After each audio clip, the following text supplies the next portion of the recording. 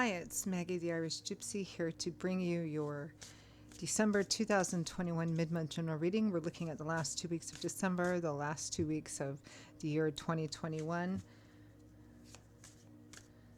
as we're looking towards transitioning out of the old and into the new. I hope everyone has a wonderful, safe, peaceful holiday season. Thanks for taking the time to be here, for all that you do in support of this channel. Like, share, subscribes, donation, feedback, comments. Those of you who reach out for personal readings, thank you. It's all appreciated. So this reading is for, did I even say? It's for Gemini. It's for our twins, the air sign of Gemini, for the last 2 weeks of December 2021, the year 2021. That's if your sun, moon, rising, or Venus sign is in Gemini. It's relevant if you're cross-watching for a Gemini. It's a general reading, so it's going to resonate differently for everyone. Watch all of your additional signs to gain any additional insight or perspective. And if you find that something resonates with you, you'd like to reach out for a personal reading, take a deeper look at something, either for yourself or as a gift for someone else. We are in that big gift-giving holiday season, and personal readings do make wonderful gifts. If you're interested, you can click the description link below, that little arrow. You'll see my email address there, Maggie1McGuire@gmail.com. Feel free to email me directly. I'd love to hear from you. I do offer a wide variety of readings, different lengths and types and prices, and I can usually respond that same day with that information. And particularly popular this time of year are the 6 and 12-month overviews I do, which take a look at all the main areas of your life for the next 6 or 12 months, depending on how far ahead you want to look. And you can order them any time of the year, but I always get a lot of requests for them towards the end of the year as we're looking at the start of a new year full of new opportunities. So something to keep in mind. All right. Let's move right into this for Gemini. Last 2 weeks of December for Gemini. I am using the Tarot of Dreams and clarifying with the Gilded Tarot. All right, Gemini. Excuse me. We begin with the Two of Coins, a choice. For a lot of signs, we tend to, Spirit wants us to get rid of as much old baggage as possible as we enter into a new year. So this is a card about being at a crossroads and needing to make a choice, or wanting to make a choice, or there is a choice in front of you. With the Five of Swords, winning at all costs. A victory which might not at the time feel like a victory, but it is nonetheless. Meaning that, well, not so much in this deck, but in other decks, the Five of Wands, I have one that shows a person who's on the battlefield, but the battle is over. They've won. All their opponents or enemies are on the ground behind them, and they've gathered up all their weapons, right? All of these weapons are the weapons of opposing forces, right? So it's a card that represents winning, but it might not feel like that at the time, like for the man in the battlefield, tired, worn out, exhausted, he's won, yay, yahoo, I just want to go home and treat my wounds and get out of this armor and have a beer, right?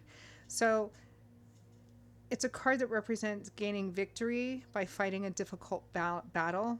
And even though the battle might be difficult itself, it might require you to leave people behind, or places, situations behind. Perhaps it's a battle that needs to be fought, which is often the question with the Five of Swords, because it does represent winning at all costs. Is this a battle that needs to be fought or not? Meaning, what are your motives for what you're doing to do whatever it is you're trying to get to? Next, we have you, Aquarius, Gemini, Libra, Sun, Moon, or Rising. For some of you, it might be another air sign that's relevant. For most of you, this is your energy. With the Nine of Cups, wish fulfillment. There's a pretty hedonistic, decadent sort of social party energy to this card as well. It usually represents somebody who has so much abundance that they're opening their doors to share it with other people. So, and again, we're in the last 2 weeks of December, which is Christmas and New Year, so it might be referencing holiday revelry for some of you. For others of you, it's looking at what is my true fulfillment? What is my true Nine of Cups, right? Because sometimes the Nine of Cups comes with that cautionary advice of, getting everything you want, oh, if I just had this, if this just happened, my life would be perfect, I'd be completely happy, right? But there's always a bit of cautionary advice, in stories and movies and stuff. Be careful what you wish for as something you think is your ultimate joy, because sometimes you get it and it's not everything you thought it was cracked up to be, right? So I think you're thinking about that, some of you. Next, we have the Ace of Swords. Aces, of course, represent the number one, which is the start of a new path or a new opportunity. This is swords, which is governed by the element of air, which governs the area of our intellectual landscape, everything that we think about, our ideologies, our belief systems, perspectives, how we look at things, because that directly affects how we choose to communicate with the world. So it's about learning, mental acuity, ideologies, our perceptions, higher education, learning. So the Ace of Swords represents, it actually is a card that traditionally references success that comes from seeing, from enlightenment, from seeing the truth, from seeing something from a brand new perspective or in its real perspective, which sometimes is a challenge because maybe we're looking at a situation with as what it really is and it's not exactly what we thought. That can be difficult, but in that moment, the success comes from being able to make choices and decisions to create a healthier reality for yourself, right? So this is success that comes through new ideas, new perspectives, new visions, enlightenment, and seeing something really clearly, maybe for the first time. With the Ace of Swords is the Eight of Cups, leaving, walking away from something that ultimately is unfulfilling, in order to find your true wish fulfillment, which is the next card, the Nine of Cups, which you have here. So here in the Eight of Cups, you might have thought, from tasting these cups, oh, that's what I want. But then after a while, maybe not so much. Maybe this isn't my wish fulfillment. So he's making a decision to leave whatever these cups represent behind to find what truly would make him feel abundant and joyful, right? So this is like an epiphany on what you really need in order to have true joy for yourself, what that actually means for you. And it's going to require leaving something behind, which is probably what this choice energy is about. From the bottom of the deck, the overall energy and focus for the last 2 weeks of December is the Four of Wands, which makes sense. It's a happy home, but it often references celebratory energy or events that include family and friends, kind of being excited about that, unexpected blessings and happy surprises. And of course, we are in, excuse me, we are in Christmas, New Year's, so that might also reference, happy holiday energy. I'm going to pull another one. The Wheel of Fortune, divine timing and orchestration, can represent things working out in your favor immediately, especially if that Four of Wands is happy surprises, unexpected blessings, because God's spirit angel guides are bringing them maybe in an unexpected way over the next several weeks. I'm going to pull one more, the Fool. Starting off on a brand new path, the opportunity to start a brand new journey, which is all about stepping off our comfort zone, doing things, going places that we've never done before. May to some people look relatively foolish. Sometimes this can represent being foolish, but I don't feel it does here. It feels like Spirit is bringing or allowing something to happen in your life over the next several weeks, which one is going to be a big wake-up call for you, and two is the opportunity to start a brand new journey.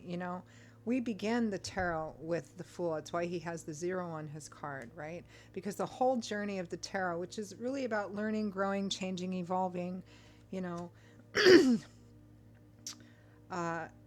it's our journey. That's what it references until we get to the last major arcana card in the tarot, which is the World, which is graduation, right? You've scaled that mountain, and now you're looking off on a new landscape full of brand new opportunities. You're just getting ready to start that brand new journey. And that's the Fool card. So almost like a heaven-sent opportunity to start something new, which there may be a certain amount of discomfort with. That Five of Wands, a difficult victory, because the Fool doesn't go on journeys he's gone on before. The Fool steps off the beaten path, trusts in the unknown, and just starts putting one foot in front of the other, because it's all about the journey, really, not so much the destination. So that's the focus. Wow. All right. Let's clarify that overall focus. I don't know, Aquarius, for some reason I just got frogs in my throat when I started your reading.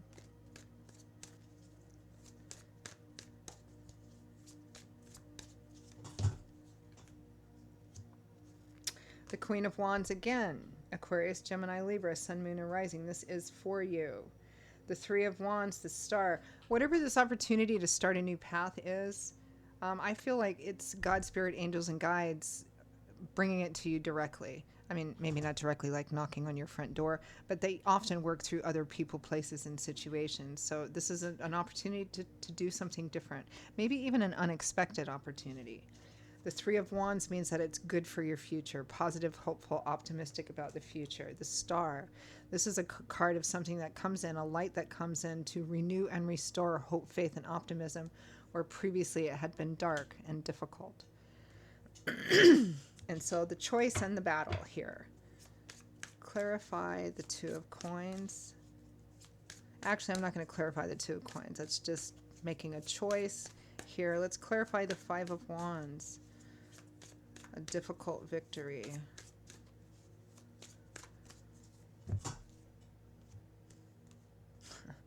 The choice in and of itself is difficult. And the Eight of Wands right behind it, which is a card of action, aggressive, assertive, forward, fast movement forward, messages, conversations, movement forward, even travel.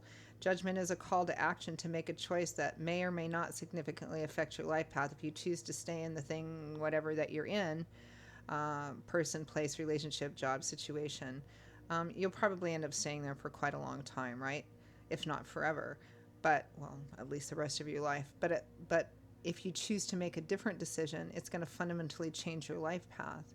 And Judgment is sometimes referenced as the second chance card, meaning that if you've had opportunities to make these changes before and you chose not to, or whatever you chose, you might want to choose something different this time. So it's a call to action.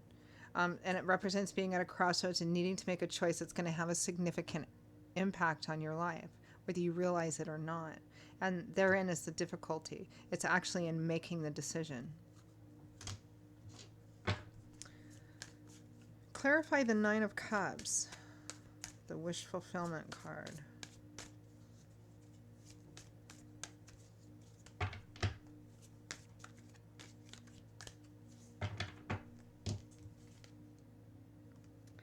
The Ace of Swords again. Yeah, this is getting an epiphany on what you really need to be truly, really happy, joyful, and abundant.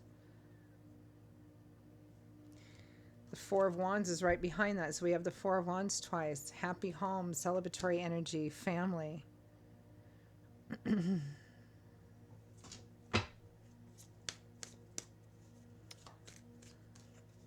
Clarify the Ace of Swords.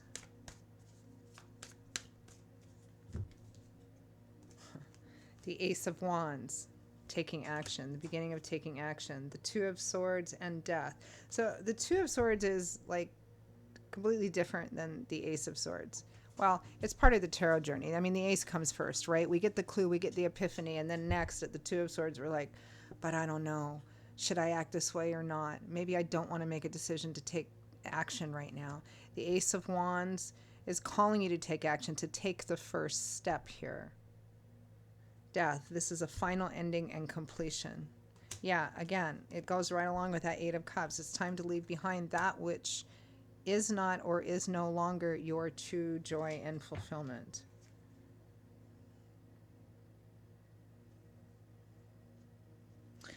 It feels kind of clear here what Spirit is advising you do, or is giving you the opportunity to do, which is end something and begin something new. It's time to graduate, basically. It's time to move on and move forward here. Free will, free agency, you can choose not to.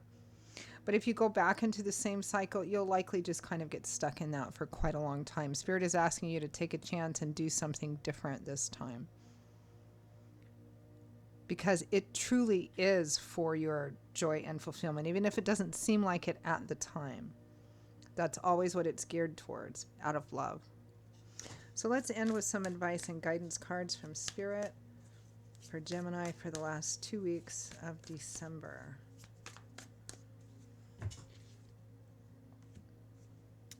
Justice, the reap what you sow card. What you get out of something will depend entirely upon what you put into it. So, of course, the cautionary advice is truth, honesty, transparency, morality, honor, ethics, doing the right thing, doing what's best, doing what's good. The Two of Pentacles again, making that choice. And here we have the World, graduation. It is time to move on. You've spent a lot of time climbing this particular mountain, but you've now reached the top. Whether you realize it or not, you have. There isn't anything more to be gained from this path. And you have a whole new landscape ahead of you should you choose to take that first step. All right, that feels kind of done. We'll end there. So Gemini, those are your messages for the last 2 weeks of December. I hope you enjoyed them. I hope you found them helpful and useful. If you did, if something resonates with you enough that you'd like to reach out for a personal reading for yourself or as a gift for someone else, you can email me directly at maggie1maguire@gmail.com. I'd love to hear from you and to work with you. And I will see you all in a couple of weeks next year for the very first January general readings of 2022. And may it be considerably less challenging than the last couple of years. So I hope you all have a wonderful Christmas, New Year's, holiday season. And I hope to see you back here again soon. Bye-bye.